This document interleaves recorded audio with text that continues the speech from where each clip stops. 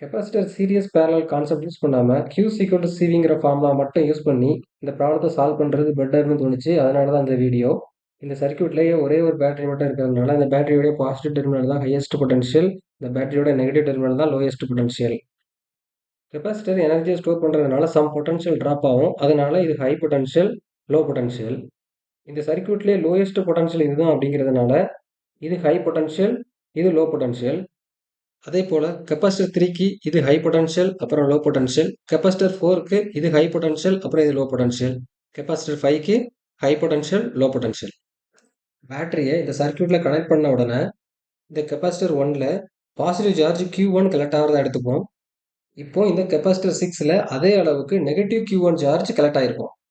இப்போ இந்த போர்ஷனில் உள்ள ஃப்ரீ எலக்ட்ரான்ஸ் எல்லாம் இந்த பாசிட்டிவ் சார்ஜால் அட்ராக்ட் ஆகிறதுனால கெப்பாசிட்டர் 1ஓட இந்த பக்கத்தில் same negative charge Q1 collect ஆகும்.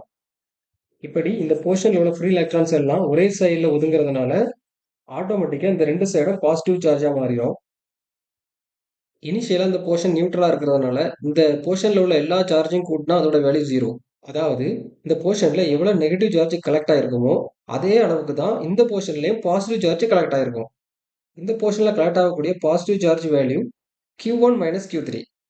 இங்கே இந்த சர்க்யூட்டில் ரிமைனிங் சார்ஜ் குவான்டிட்டிலாம் மார்க் பண்ணியிருக்கேன். ஏதாவது டவுட்னா கமெண்ட் பண்ணுங்கள். இந்த ப்ராப்ளத்தில் கெப்பாசிட்டர் 4ல் எவ்வளோ சார்ஜ் ஸ்டோர் ஆகிருக்குன்னா Q3, அதை தான் நம்ம கண்டுபிடிக்கணும். இந்த சர்க்யூட்டில் Q1 Q3ங்கிற ரெண்டு வேரியபிள் இருக்கிறதுனால ரெண்டு சிஸ்டம் ஆஃப் ஈக்குவேஷன் வேணும். அதுக்கு நாம் இந்த சர்க்யூட்டில் ஏதாவது ரெண்டு லூப்பில் பொட்டன்ஷியல் பேலன்ஸ் ஈக்குவேஷன் அப்ளை பண்ணணும்.